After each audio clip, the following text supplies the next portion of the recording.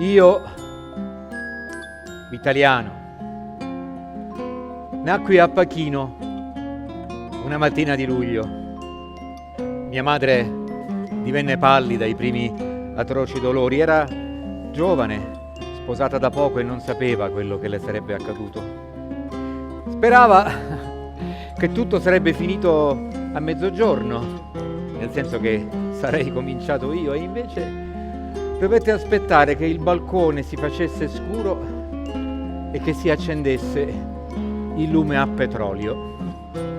Solo allora sentì il peso che le aveva torto le viscere cambiato in un vagito nella camera accanto.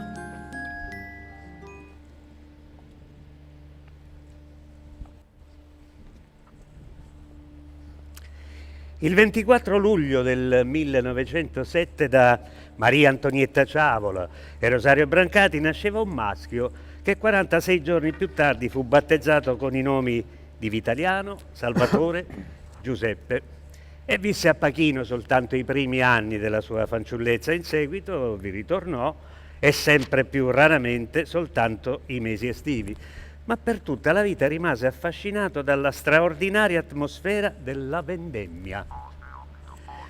Ho conosciuto Pachino a luglio, le notti della vendemmia, coi carri dei vendemmiatori staccati dagli asini e dai muli, le aste per aria, in fila lungo i marciapiedi stretti e zeppi di cartelli e di quartaroli, presso i marciapiedi polverosi e sotto i balconcini poco elevati. L'odore del mosto rende l'aria vinosa, densa, i polmoni la bevono e il palato l'assapora, e i sogni sono gravi e felici. Le mosche, ubriache, rimbalzano sui vetri, niente affatto sporche o ripugnanti, ma piene anch'esse di mosto e simili a chicchi d'uva rimbalzanti nell'aria. A Pachino dunque Vitaliano mosse i suoi primi passi e visse le sue prime gioie e i primi dolori, sotto lo sguardo austero del padre e tra le braccia fin troppo amorose della madre, che lo adorava ma era troppo apprensiva e, come spesso accade, non ebbe le sue confidenze.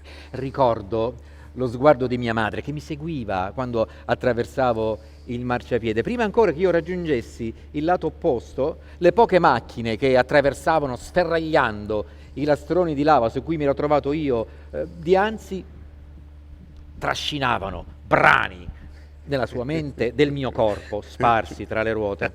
Negli anni perduti un personaggio, Rodolfo, dice che le mamme sono le nostre peggiori nemiche, queste mamme siciliane che fanno i figli e poi se li mangiano. E Giovanni, un altro personaggio sempre degli anni perduti, afferma: le nostre mamme ringiovaniscono e noi diventiamo vecchi. Sono delle egoiste perché non pensano che ad averci accanto, sentirci ricasare la notte. Ecco lo scopo della loro vita, ma lo scopo della nostra vita non può essere quello di far sentire alle mamme il rumore dei nostri passi. Neppure col padre ebbe confidenza. Fu il nonno a rubargli il cuore. Il bellissimo uomo dal pizzo grigio ebbe una grande influenza su di lui. Lo conduceva a spasso per il paese a vedere il mercato e insieme facevano lunghe passeggiate. Avevano raggiunto, insomma, un'intesa perfetta. La presenza di mio padre disturbava in egual maniera presso mio nonno e presso di me la viva spontaneità. E io e mio nonno ci eravamo fatti un gusto che nessuno, neanche mio padre, poteva condividere. Noi eravamo pronti a giudicare qualsiasi cosa in un modo tutto nostro e nel quale mai fummo in disaccordo. La professione del padre obbligava la famiglia Brancati a continui trasferimenti, prima ad Ispica, poi a Modica, a Pozzallo e di nuovo a Modica.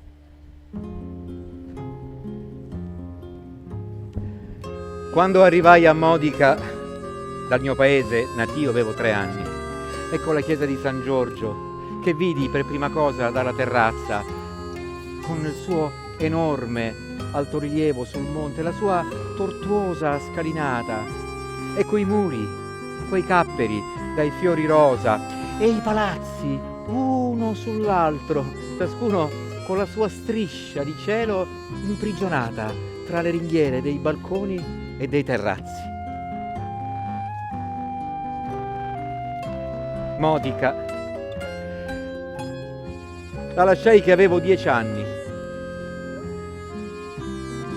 dopo aver passato l'intera nottata nel giardino di un amico. Avremmo dovuto passarla a Marzamemi e tornare in autunno, e invece non accadde mai più che vi tornassimo, nemmeno per un'ora.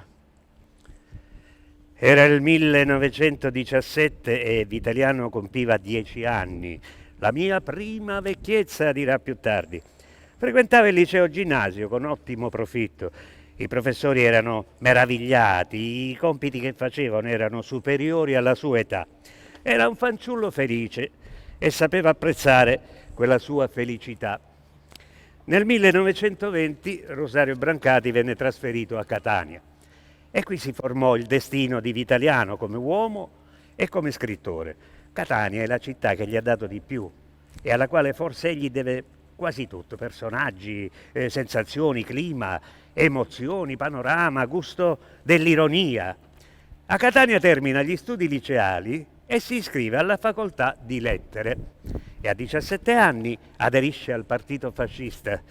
Imbevuto di dannunzianesimo e divorato da una febbre di vitalità, convinto che il fascismo fosse una religione e l'Italia fascista un tempio, scrive opere che più tardi ripudierà negli anni tra il 1933 e il 1936, con suo graduale disimpegno dal regime. Mi è concesso parlar male di me? Sono diventato così sacro alla patria per il fatto che in un certo periodo fui carico di difetti nazionali. Conosco minutamente il sapore che ha per un ragazzo di 20 anni nel 1927, carico di fantasie e di pigrizia, il riscaldarsi per un uomo violento, il credere che stesse per nascere una nuova deliziosa morale nella quale il bene era agire e il male dubitare.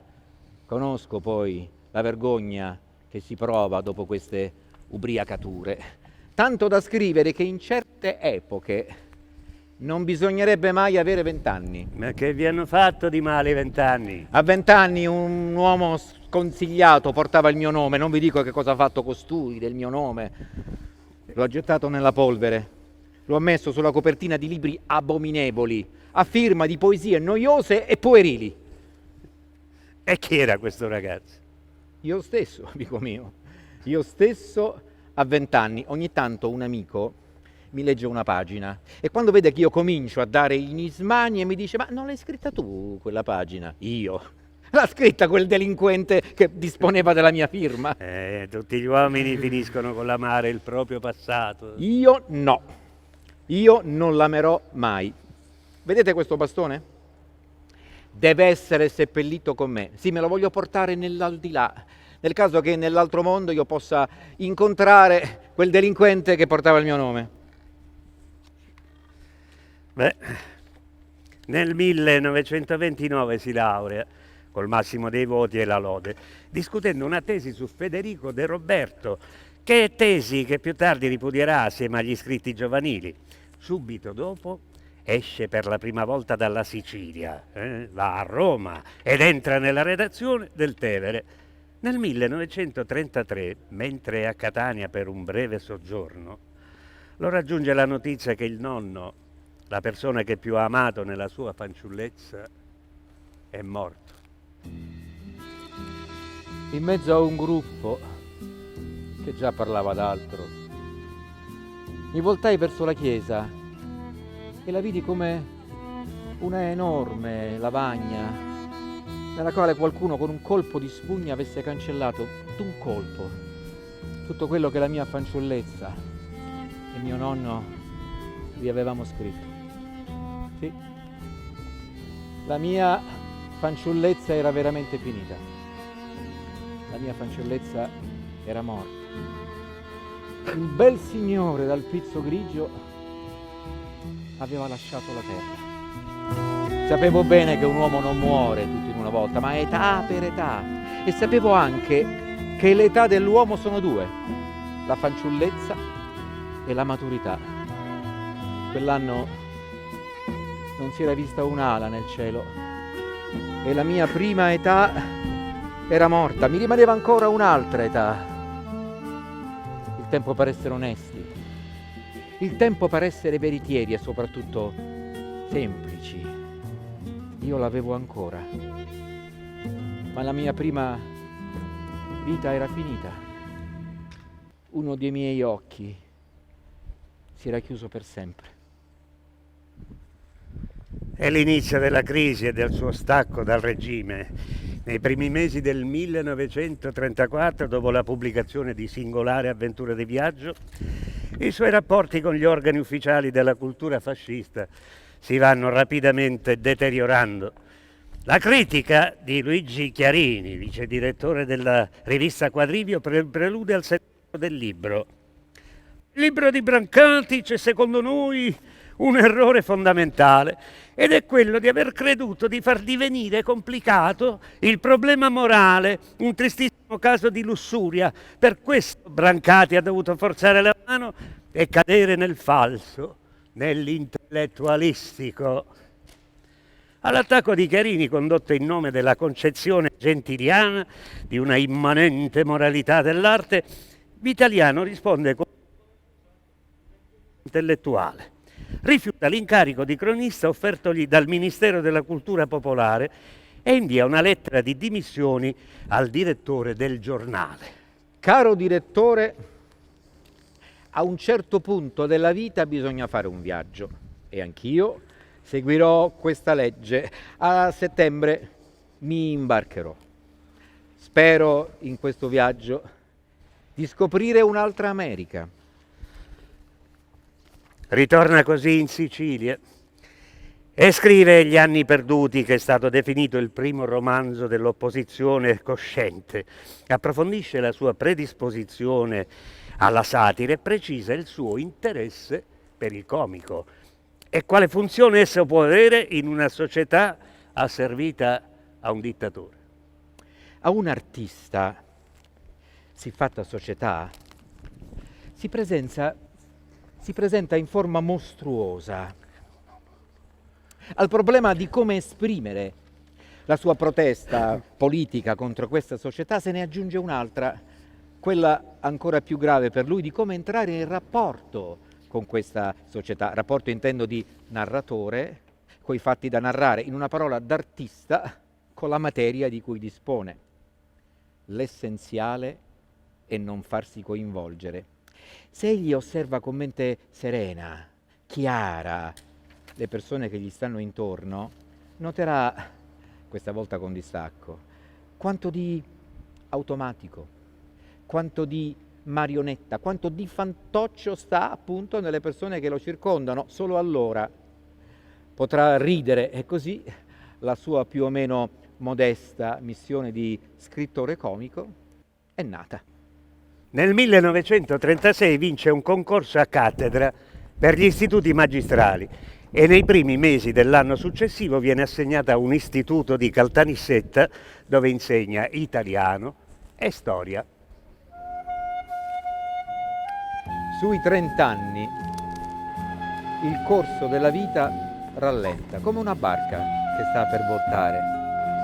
Le cose che ci passavano a destra e a una certa rapidità rallentano esse pure.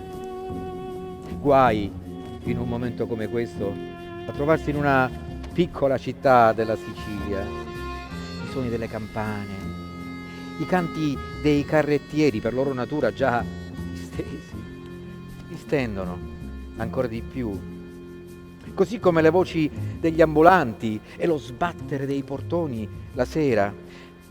Nella memoria si stampano in maniera indelebile lo sbattere di una lattina presa a calci da una parte all'altra della strada, oppure il rumore che fa un paio di mutande stese a un fiacco vento che corrono da una parte all'altra del filo. Nell'anno scolastico 1938-39 viene trasferito a Catania, dove insegna al Regio Istituto Magistrale, ma la nostalgia di Roma è forte. Roma rappresentava per lui non soltanto l'evasione da un mondo provinciale, ma il luogo ideale per dedicarsi completamente alla sua vocazione di scrittore. Tutti i ricordi di Roma che mi stavano freddi e nudi come in una lavagna si animarono di colori e di odori, come quello che si sente a ottobre per le stradette del quartiere di Trevi, oppure quello eccitante delle volpi nel giardino zoologico. Sono cominciate le persecuzioni contro gli ebrei e Vitaliano Brancati ha ripudiato il suo passato di fascista. Ho perduto nel mare di Taormina alcuni amici ebrei, un'intera famiglia che è scesa in mare riempendosi le vesti coi sassolini della ghiaia, ed è scesa in perfetto silenzio, tirata giù dalle proprie borsette e tasche, una mattina d'aprile nell'aria più dolce in Sicilia, mentre alcune persone discretamente felici cantavano sulle barche a vela. Ricordo gli occhi della più giovane, una sera, che spaventata dalle leggi che li perseguitavano senza sosta e senza scampo, guardò con invidia il mio cane, il cane che poteva stare a casa mia e mangiare e bere e uscire per la strada, e il cui sangue di animale era più rispettato che non il loro povero sangue di uomini. E ricordo di aver visto dopo la faccia di un fascista, orgoglioso che il progredire del tempo avesse portato al culmine il suo diritto di fare paura.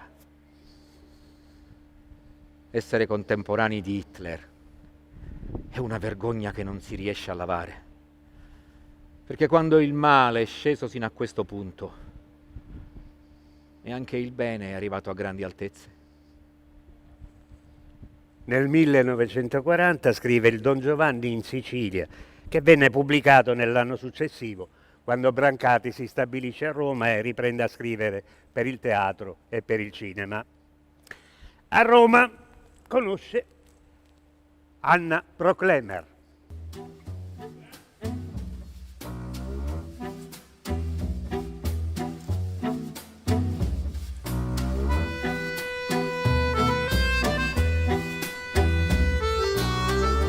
L'inverno del 41 a Roma cadde molta neve. Al teatro dell'università giungevano in punta di piedi gruppetti di ragazze. D'un tratto, dalla quinta fila di poltrone, una ragazza trentina volse verso di me il bellissimo volto su cui due grandi armoniosi sopraccigli segnavano il termine fra una dolcezza sconsolata e una calma genialità.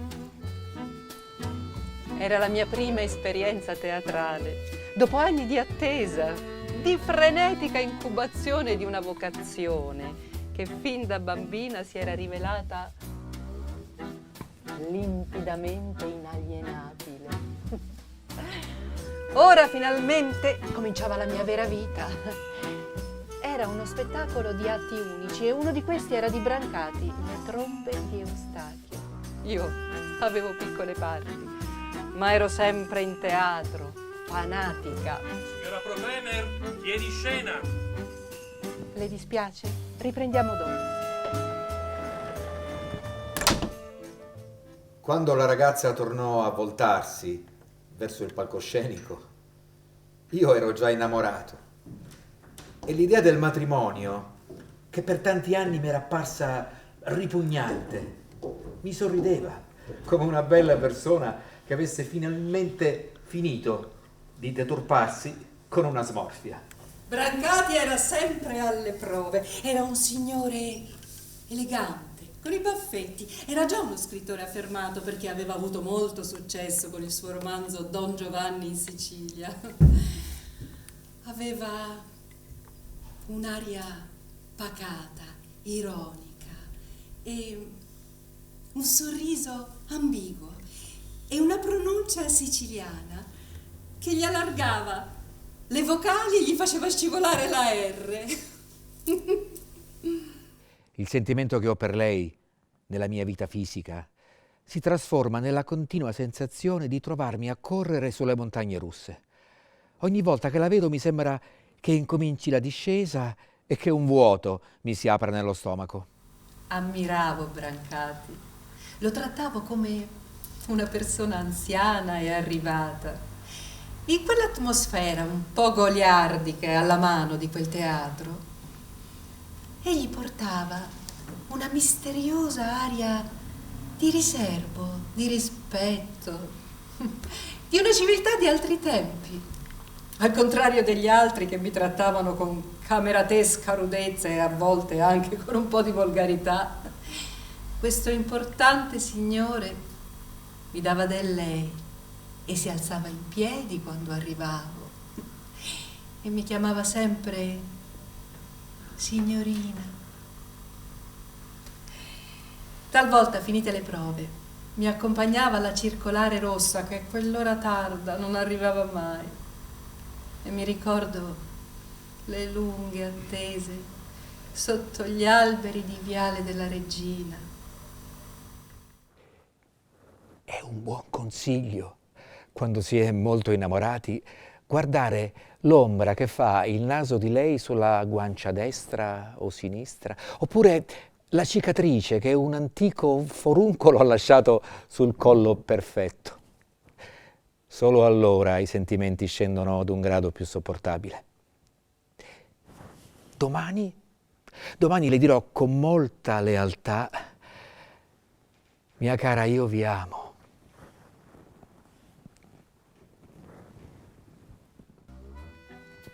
Un giorno mi arrivò una sua lettera, una lettera meravigliosa, una lettera d'amore. Ebbene, cara Anna, la verità bisogna dirla, se no si muore. Da alcuni giorni i nostri rapporti si svolgono con dei come sta, mi telefoni, ho piacere di rivederla, grazie della telefonata.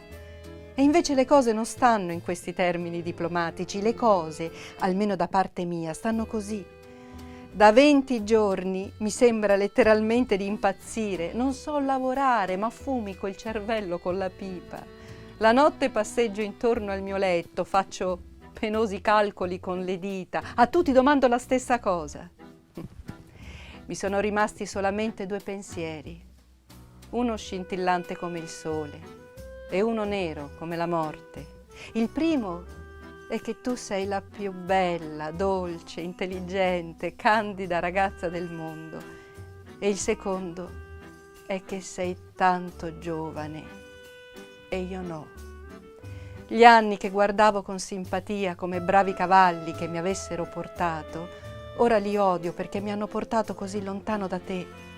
Se tra te e me non ci fossero tutti questi anni, avrei chiesto 1000 volte di sposarti, 1000 volte ti avrei sposato davanti a 1000 altari, facendomi domandare da 1000 preti se fossi contento di sposare te, per avere il piacere di rispondere 1000 volte sì. Ma questi orribili anni. Aveva 35 anni e io 19. Io lo vedevo come un maturo signore ormai avviato alla vecchiaia. Gli risposi goffamente, con una lettera computa e cretina, che anche oggi mi vergogno a ricordarla. Lui se ne tornò in Sicilia. Aveva bisogno della Sicilia. Per tutta la vita vi tornò periodicamente come a un grembo segreto, madre, linfa, ispirazione. Ci scrivemmo ancora qualche volta con lettere formali da entrambe le parti.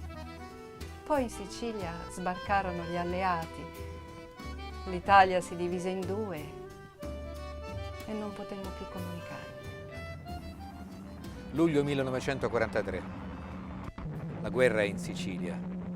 Mi trovavo a Zafferana, un piccolo paese di lava scura che sta inerpicato sulle falde dell'Etna, a 600 metri sul mare. I boschi di pini e di castagni circondano il paese dall'alto e nel secondo mese dell'autunno si confondono con le nuvole più basse. La piazza Oriente si affaccia con una ringhiera di ferro sull'ampio e profondo vuoto della pianura e del mare. Da questa terrazza la guerra si poteva vedere con una sinistra comodità. Di giorno gli aeroplani da caccia volavano bassi, a mezzanotte in punto svampavano come bracieri su cui venisse soffiato con forza i fuochi anteri di Messina e del Golfo di Augusta. Nel cielo buio ogni tanto sbocciava un razzo appeso a un paracadute. Era una stella, un poco più rossa delle altre, che oscillava lentamente. Ricordo che una notte le stelle furono 3, ma una di esse, invece di galleggiare e spegnersi piano piano, cominciò a precipitare con una pesantezza di piombo e, giunta a pochi secondi sulla superficie del mare, mandò un lampo e si spense.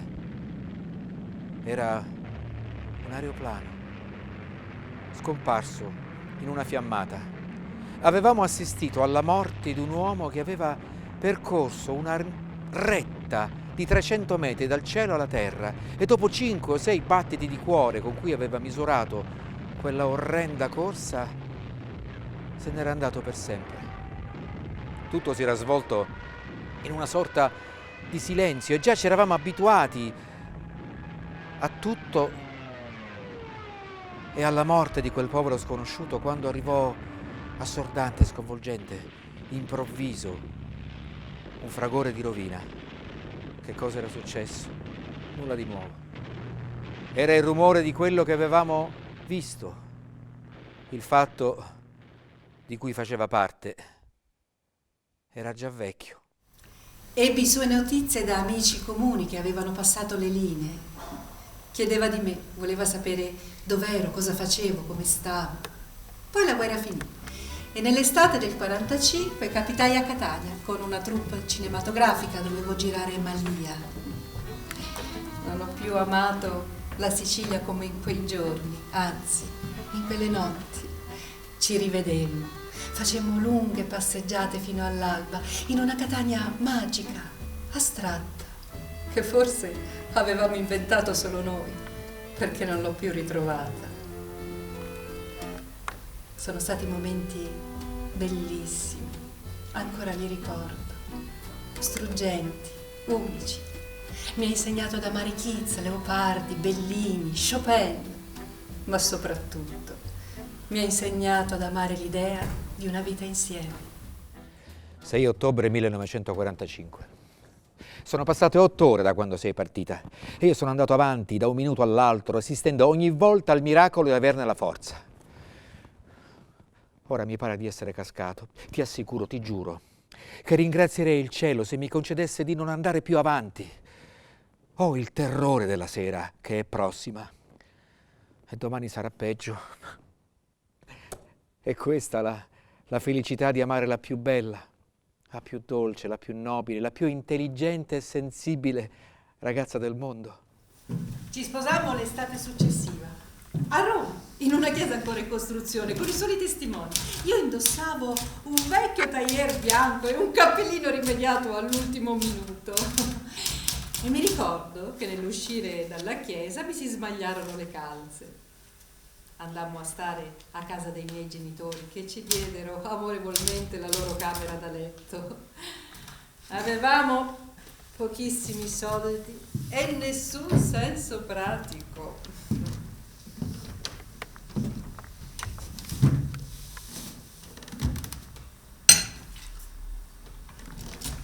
Un anno dopo nacque nostra figlia Antonia. Dopo la nascita di Antonia, io cominciai subito a lavorare, ma capii immediatamente che a Vitaliano questo non faceva piacere. Ma mai me lo disse, mai me lo fece capire apertamente. Cominciò così un periodo strano, ambiguo, pieno di compromessi. Certo, io recitavo a Roma e rifiutavo tutte le grandi occasioni e opportunità che mi venivano da fuori e mi feci così la nomina di attrice preziosa e intellettuale. All'ambiente di mio marito appartenevo ancora meno, ai suoi amici di Via Veneto. Quella morbosa timidezza che mi aveva accompagnato per tutta l'infanzia mi era tornata addosso. Ma io sapevo nasconderla bene, fingevo di essere stanca, di essere annoiata, ma lui non poteva non accorgersene. Così mi buttai sempre di più nel lavoro, eppur adorandoci, sì, se il lavoro e qualche impegno ci teneva lontani, ci sentivamo tutti e due reciprocamente più liberi.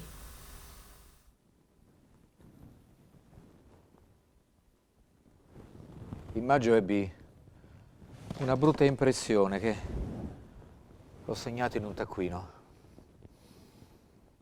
Sento oggi, per la prima volta, che dall'interno del mio corpo, in seguito ad una rottura, può esplodere l'incoscienza, il buio, una macchia di inchiostro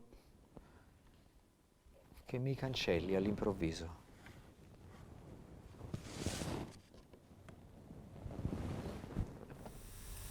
Era impossibile avere un rapporto umano da pari a pari. Se ho dei rimorsi è per non aver capito, per non essere riuscita a influire su di lui. Oggi starei più attenta, vorrei più cose, ma allora volevo solo essere guidata, indirizzata. Ero sempre più impegnata a scrivere per i giornali, per il teatro, per il cinema. I miei genitori vennero a Roma per la presentazione del film Gli anni difficili e mia madre mi abbracciò e mi disse: «Sono dunque la mamma di un grande scrittore?» E io le risposi: «No, non sono un grande scrittore». Fu questo il suo periodo più fecondo. Cominciò a collaborare col Corriere della Sera, sul quale cominciò a pubblicare il diario romano, e nel 1949 il Bellantonio vinse il premio Bagutta. Poi ancora sceneggiature per altri film, Tre storie proibite, Altri tempi.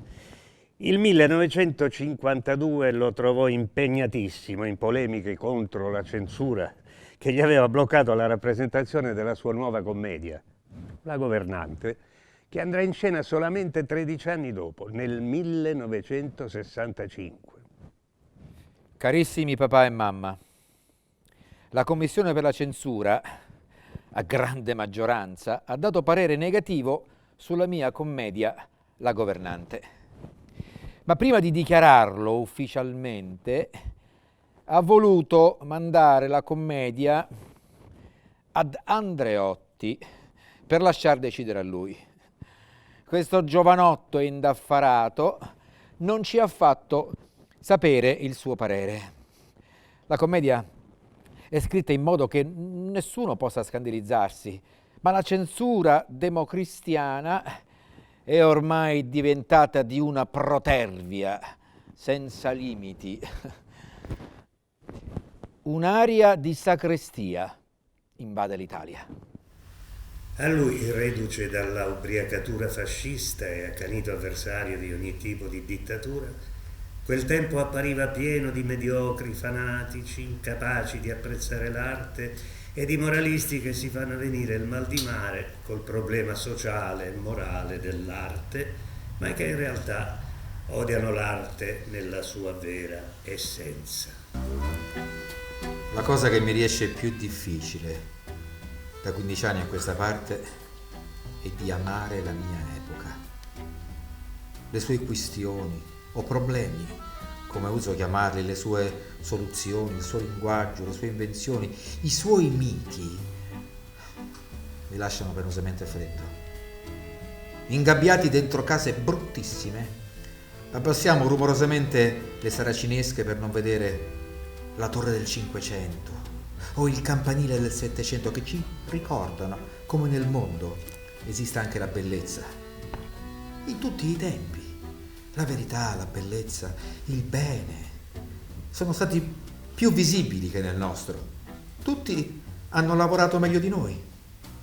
Mi si obietterà che in ogni tempo ci sono stati borbottoni come me, i quali hanno rimpianto il tempo passato, che io sto recitando una vecchia commedia ripetuta milioni di volte sotto il sole, che le persone come me, irritate contro il proprio secolo, vanno ripetendo una trita canzone malinconica affidata in ogni età a coristi dal viso scuro. Ma io sfido chiunque a dimostrarmi che sia mai accaduto da un secolo all'altro un passaggio così brusco, dall'amore per la libertà all'amore per la servitù. Che ci sia mai stato un tale spavento di rimanere liberi e una richiesta così sincera, furiosa, universale di catene. Quando il popolo si desta, Dio si pone alla sua testa, la sua folgore gli dà, dice la vecchia canzone. E tutti hanno visto quanto sia terribile un popolo, una società nel destarsi. Ma chi? Chi prima di noi aveva mai conosciuto quanto una società fosse orribile nel tornare ad addormentarsi? Chi sapeva quanto fossero sanguinose e tremende le rivolte dei liberi che vogliono ritornare servi? Chi aveva mai visto il libero pensiero esercitare la sua ultima libertà per predicare la servitù? Quando mai l'obbedienza pretese, come ai giorni nostri, di comandare agli spiriti indipendenti e solitari e di schiacciarli se non si fossero piegati? Quando mai il servilismo si sfogò, come ai giorni nostri, in atti di così assoluta, profonda, minuziosa, duratura, tirannide? Quando mai si è dato agli imbecilli il coraggio che gli imbecilli sogliono avere quando sanno di agire senza che nessuno li giudichi? Che i conservatori siano conformisti è cosa di tutti i tempi, ma che siano conformisti, convenzionali, obbedienti, trepidanti, i cosiddetti rivoluzionari, è cosa soltanto dei nostri tempi.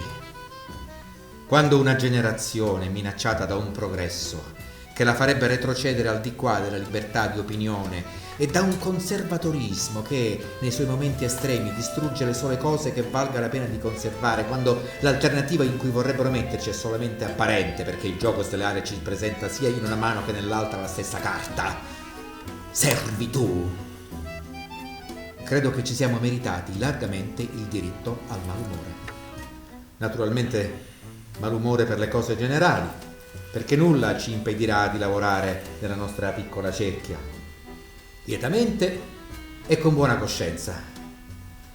Questo nostro malumore è stato frainteso. Noi diventiamo tristi al pensiero che molti si sono privati della facoltà di essere allegri, facoltà che noi non abbiamo ancora perduto.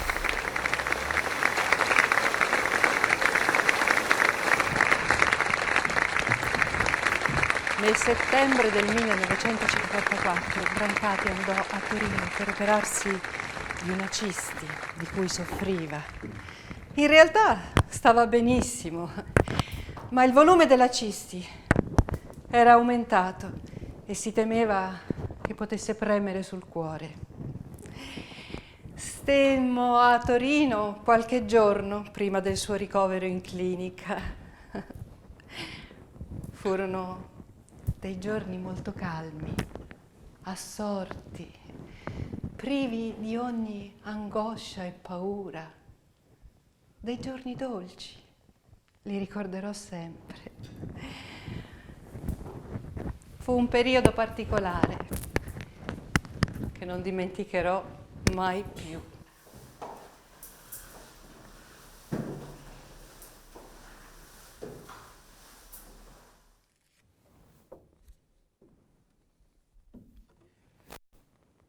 Carissimi papà e mamma, questa notte ho dormito alla clinica Fornaca, in una buona camera con un grandissimo balcone su un giardino, al di là del quale si stende la piazza di Vittorio Emanuele. Ho avuto la sorpresa di vedere mio fratello Corrado.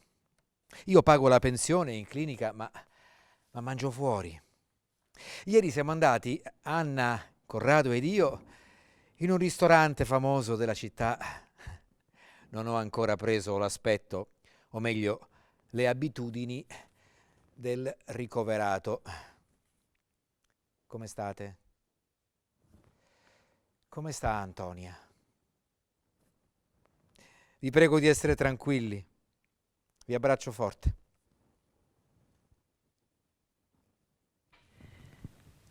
Tappezzai le pareti della stanza con delle riproduzioni di quadri celebri, attaccandole così, con lo scotch. Mi ricordo che uscimmo sul balcone. Nella piazza di fronte stava passando un tram. Guarda, mi disse con gioia, è il numero 12, è di buon augurio, sai. Sì, io guardai. Era il numero 12. Ma purtroppo lessi anche la destinazione. Cimitero. Lo feci rientrare subito nella stanza. Io non lo saprò mai se se ne accorse. Dal lettino che lo portava nella sala operatoria, già mezzo intontito di sedativi, mi disse con un sorriso dolcissimo: stai tranquilla, non preoccuparti. Furono le sue ultime parole. Alla fine dell'operazione, quando già l'angoscia dell'attesa cominciava a sciogliersi, venne non prevista una crisi cardiaca. Non tornò più in quella stanza. Rimanemmo io, mia madre, suo fratello Corrado e quelle riproduzioni attaccate alle pareti. Grottesca carnevalata.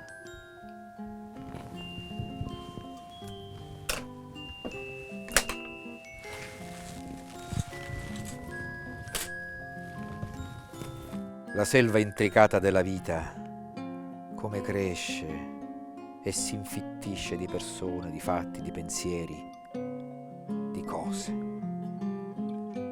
Non vale dormire, non vale restare immobili, la selva cresce lo stesso. Tutto finisce col nascere e venire alla luce. Nasce il nostro ultimo giorno, viene alla luce la nostra morte. Inutilmente riprendiamo le distanze dal traguardo coi nostri figli e poi coi nostri nipoti. Il traguardo è lì. Fra alcuni anni o giorni il mondo si sarà arricchito di quest'altra novità, che noi non siamo più al mondo. Era il 25 settembre 1954.